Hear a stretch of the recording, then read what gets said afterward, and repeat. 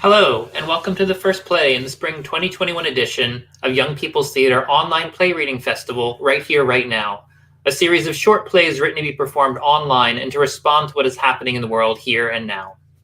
Tonight you'll be seeing We Are Losing Time by Tai Amy Grauman. My name is Stephen, and I'm the Associate Artistic Director and Dramaturg at Young People's Theater, which means part of my job is to help develop new plays like the one you're about to hear.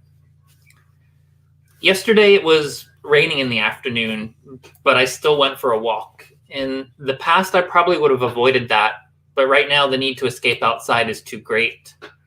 I realize just how crucial it is to have the ability to connect to our natural world, even if it means getting damp. Actually, especially if it means getting damp, because it's one of the many parts of our world that connects us. So while this reading may reach us all on different places on the land, I want to express my gratitude for those who have cared for these lands and waterways where I am situated, a place that has known human activity for over 15,000 years. We acknowledge the ancestral lands of the Dish with One Spoon territory and more recently Treaty 13. This includes the Mississaugas of the Credit, who are part of the Anishinaabe Nation, the Wendat Nation, also the Haudenosaunee Confederacy of Six Nations, and any other nation, recorded or unrecorded. Miigwech, Niawe, thank you. The reading is approximately 15 minutes long and will be followed by a short question and answer session at the end. A full recording of this event will also be available very soon on our YouTube channel. Thank you, and enjoy the reading of We Are Losing Time.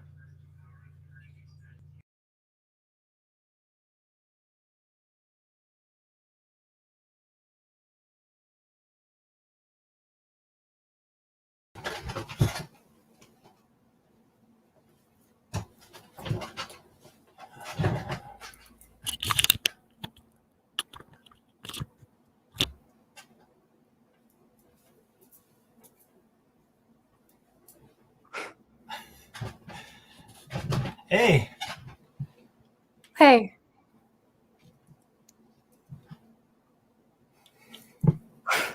Did you get them? Yeah. That's all?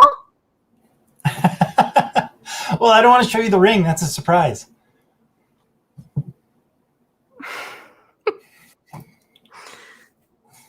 Did you look at the numbers today? Oh, no, I don't look. They went up 45% yesterday. How can things keep getting better and worse again? Well, we're going to be okay, Rose. I'm not afraid of getting it. It's just time, you know? Yeah. I got the blanket for the ceremony. Good. I don't think I'll be able to find anyone to do it for us. So we'll just have to write our own thing. Well, that's better anyways. Do you think we're doing the right thing? Well, I wouldn't have asked you to marry me if I didn't think it was the right thing. I know. What? Well, I guess we are pretty young. I mean, that's why Cook and Marge said no one would marry us. What? People our age used to get married all the time. I guess times have changed. I know, but my parents got together when they were our age. When you know, you know.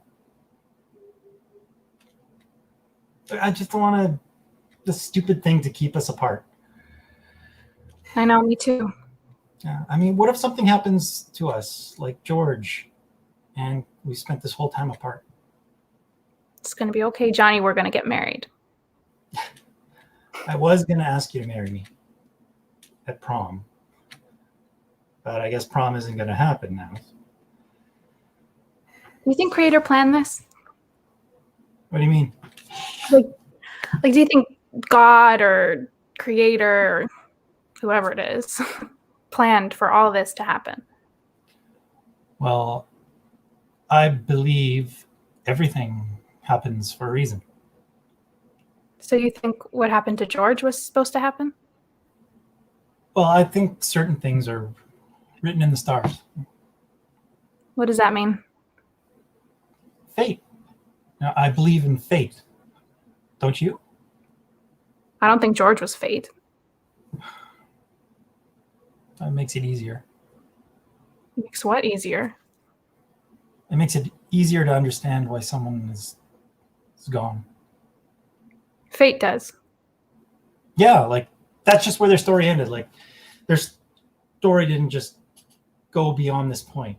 It's not like a bunch of pages were torn out. That was the last page. I don't know if I believe that. Well, I think like you and me. I'm saying I feel like we were meant to meet. That's all. I learned a new word in Cree today. Oh yeah? What is it? Kisagitin. What does that mean? I love you.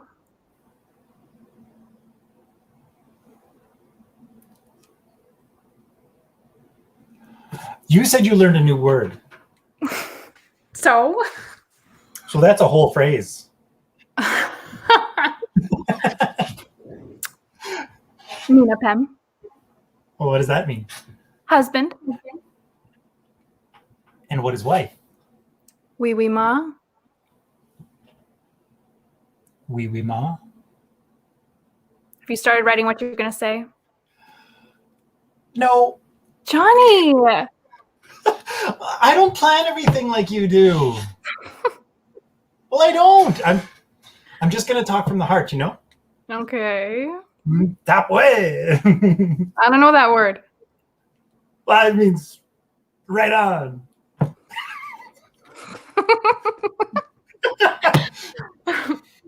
Okay. If no one marries us, will it be real? Well, it's real to us. I know, but like, will it be legal? Well, I mean, probably not. Like, does it really matter? We can still tell our parents that we're married and that we're going to move in together. Do you think they'll really go for it? They'll have to because we're married. Oh, my mom will probably have you move in here. Really? You think so? Yeah. Her and my dad decided to get married when they were our age. I mean, she'll understand us. My parents will be livid. Well, it won't matter because we're married. But what if it's not legal? Well, it will be to the stars. They'll watch. And the ancestors? I wonder which ancestors will watch. I don't know. Maybe Grandpa Michel or Johnny Callahoo. Like, not you, the Johnny before you. Like the guy you were named after. Yeah, I got it. So we'll watch. Oni? Well, of course, he wouldn't miss it. Do you think he knew it would happen like this? You know, when he told us we should get married? Well, I don't think he knew he would be an ancestor at our wedding. Yeah. I mean, he probably thought he would be the best man. And he would. We only talked about that a month ago. Remember? By the willow tree in your yard. Yeah. Well, he could still be your best man. Yeah. We'll set out a chair for him and a plate of food. Like the teaching, save a seat for the ancestors. And put some food up. Yeah, for the ancestors. Yeah. I still can't believe he's an ancestor. I went and sat by the river a few days after we lost George, and a bald eagle sat about 7 feet away from me, and we just stared at each other for 50 minutes. And then it sprawled out its wings and it flew away right in front of me. I wasn't sure what it meant because I hadn't heard from you yet that day. You didn't text me back right away in the morning like you usually do. I was afraid maybe something had happened to you. I mean, with George gone, it just feels like anything can happen, you know? It was George. Eagle is the being that flies closest to Creator. We'll set out a chair for Grandpa Michel. You really think Chief Michel would come to our wedding? Of course. And the real Johnny Callahoo. You're the real Johnny. You know what I mean. Yeah. We'll set out a seat for him and my grandma. And our great-grandparents. We could even set out chairs for our great-great-grandparents. Even our great-great-great-grandparents. Yeah, we could. We might just run out of chairs. Oh, we have lots of buckets at the farm, or we could use hay bales. See? We'll have lots of witnesses. But still, it won't be legal. Well, that doesn't matter. Well, it will when I try and change my last name to your name. Okay, so when we get to that point, we'll just go to City Hall and get married. When we're 18, I guess so. we can still have a big wedding someday if we get married now. Like, just because I'm marrying you right now doesn't mean I can't have a big barn wedding with a wedding dress someday, right? Well, if we're already married, then why do we need a big wedding? Because I've always wanted one. Okay, we'll have a big wedding. Promise? Promise. Are you having second thoughts? No, of course not. I'm just saying I still want to have a big wedding someday. No? Yeah, we can still do that. Okay. Good. So when do you want to have that big wedding? I guess we better start saving up. 25 feels like a good age. I mean, it depends on how big you want it. What do you mean? Well, if you really want a big wedding, I'll have to be running the farm by that point to make enough money to pay for it. Or my dad could just pay for it. Your dad doesn't like me now. Nevertheless, once we get secretly married. I'm sure he'll like you by the time we have our big wedding. I'm not so sure about that. Well, I am. So, when do you want to get married? Tonight? Really? Tonight? I don't want to wait. Okay. Tonight. Okay. Midnight. Midnight. Meet you in our barn at midnight. Meet you in our barn. The one in the back of the churchyard that no one uses anymore. I know where our barn is, Rose. I know. Well, I don't want either of us to get lost in the middle of the night. Okay, I won't get lost. Do you have everything? Yeah. Except you haven't written your vows yet, right? Rose, I'll have the vows ready to go. I have so much to do. I have to find a dress. You have that long yellow one. I have to get married in a white dress. Well, yellow is almost white. Johnny, it has to be white. Well, I'm just saying, I wouldn't mind if it wasn't. I'm marrying you, not the dress. I can go to the secondhand store in town, and they'll probably have one. I can bike there, and I have to find flowers. Oh, we can just pick them when we get to the barn. It'll be dark. We won't be able to see anything. It's supposed to be a full moon, so we actually could. Well, I don't want a bouquet full of dandelions. I'll bring some roses from the backyard. Then how are you going to get here? I'll take Charlie. Won't that wake your parents up? I'll saddle him before I go to bed, and I'll tie him up in the barn so I can just get on and go. Can you wear your white shirt? My mom will ask why I'm pulling it out. It's in our fancy clothes closet in the basement. Get it before you ride over here. Oh. I just want some things to be like how I imagine them, you know? Okay, I'll get the white shirt. Johnny, do you think we might be able to see George at our wedding?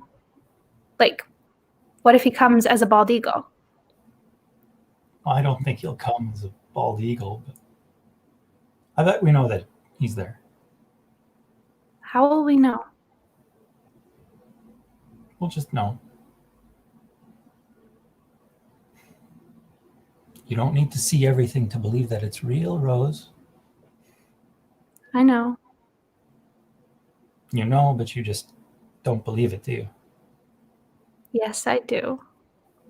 Because I can't see love, but I know that it's real. How? You. Kasagitin?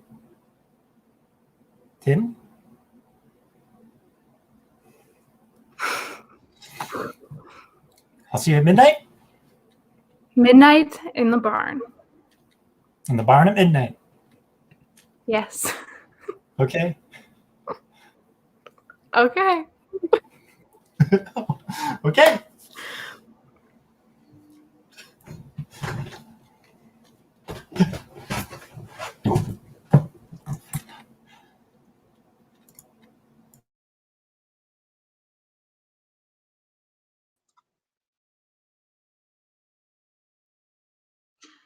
Hi, everyone. Thanks for joining us for this play, We Are Losing Time.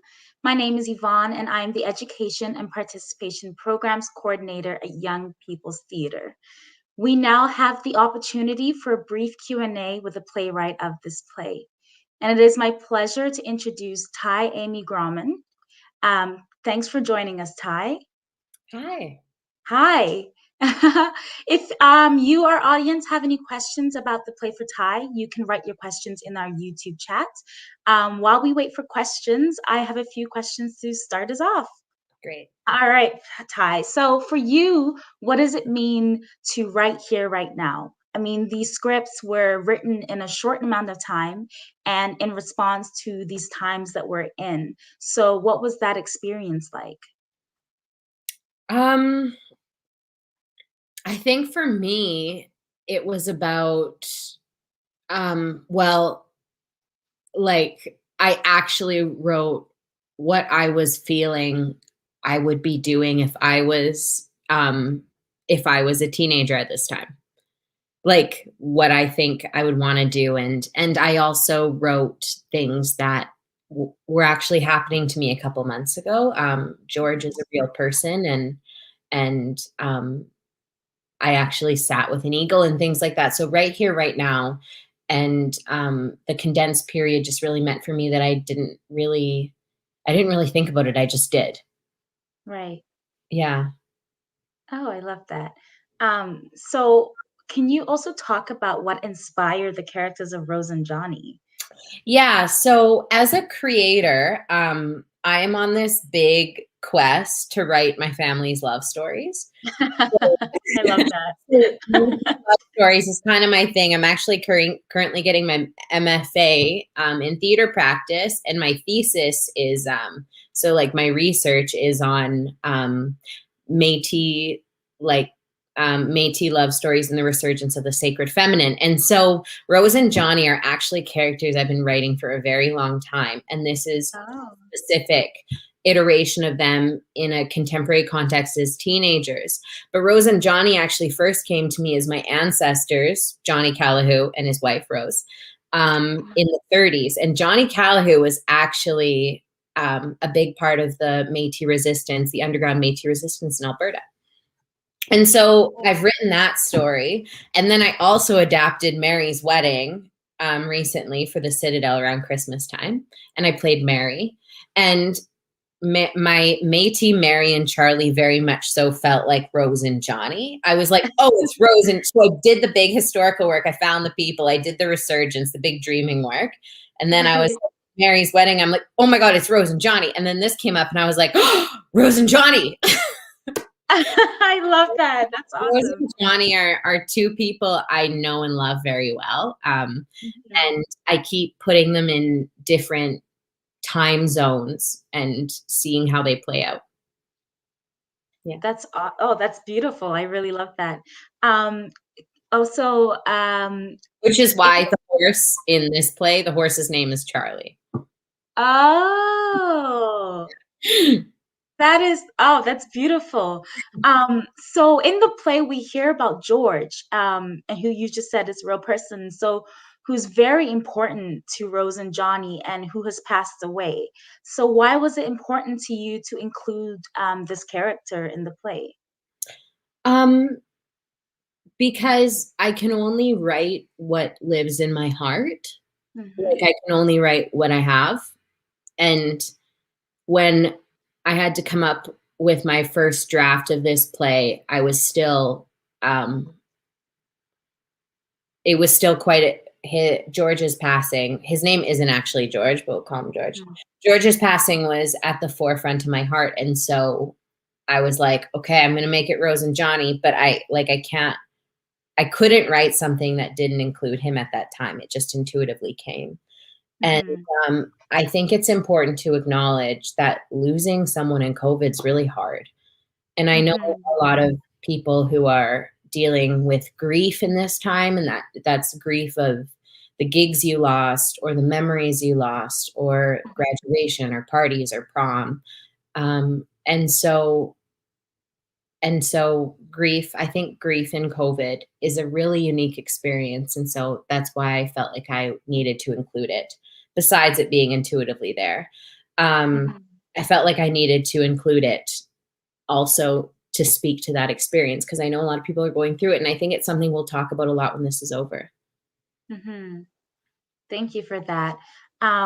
What's something that you would want to do if you had all the time in the world? That's a fun one. If I had all the time in the world, I really love riding horses. And Nice. I haven't had time. My parents own a farm. It's about an hour away, and I haven't had time to ride our horses. And so if I had all the time in the world right now, I'd be riding horses. I love that. Yeah. I absolutely love that. So I wonder if we have any questions from the audience, and it looks like we do. We have a question that says, what was your largest takeaway from the experience of making this piece in this virtual time for this virtual medium? I mean, I'll admit, when Stephen first told me I was writing a play that had to be done, I was a bit taken aback by it. It was hard. It was a jump for me, because I'm not, as a theater maker, I don't like computers and screens and tech isn't ever the first thing that comes to mind when I think intuitively. So Stephen really helped me get over that jump of me being like, oh my God, I don't know what to do. I don't know how to do this. I think the largest takeaway is that so my love stories are a thing. And I think the largest takeaway is that if you have a story that's good and strong and true, sticking it into a medium is possible. Right. But everything has to start with story. Yeah. I have another question. What do you want young people to think about in regards to marriage at this point in your life? Okay, well, I'm not married. That's the first thing I want to say, is that I'm not married. What do I want people to think of marriage? My grandmother has always told me. So, okay, this is actually a good story. So I grew up in a really small town, like a small farming town. Like, I am Johnny and Rose. Like, I grew up in Ardrossan, which isn't even a town, it's a hamlet. Like, there's an office, a fire hall, and a school that's K-12. My mom taught me. I grew up in a very small farming community. And I'm living in Edmonton right now. I just moved back a year ago. And I'm still in touch with I'm still really close with my girlfriends from high school, which I'm very thankful for. I know many people don't have that. I don't have siblings, so they're kind of like my siblings. And I am the only one who's not engaged. Oh. So I'm the only one who's not engaged. And it's always kind of bugged me. And my grandma always says to me, don't settle until you're 100% sure. Don't pick anyone. And so I've done that. And I like to say I'm just skipping my first marriage. Love that answer. I hope none of my girlfriends from high school are watching. I don't think they are, but anyway. That's the big one. Don't settle. I love that. I absolutely love that. It doesn't look like we have any more questions from the audience, but I just want to say we've got some people that are loving that answer. Settle. Don't ever settle. Love it. That is all the time we have for our Q&A today. And so we would like to leave you, our audience, with a question to think about. So Johnny says, you don't need to see everything to know that it's real. So what does it mean? What does he mean by that? And what are some things that you don't see but know to be real? So thank you so much, Tai, for joining us. And thank you all our audience who are watching today. This video will be available and posted to our website after this live stream. And we also have a one-pager available on our website with some discussion questions and an activity that is connected to this show, as well as support resources. So please don't forget to check out the rest of the Right Here, Right Now festival streaming this week. Thank you, everyone, and see you soon.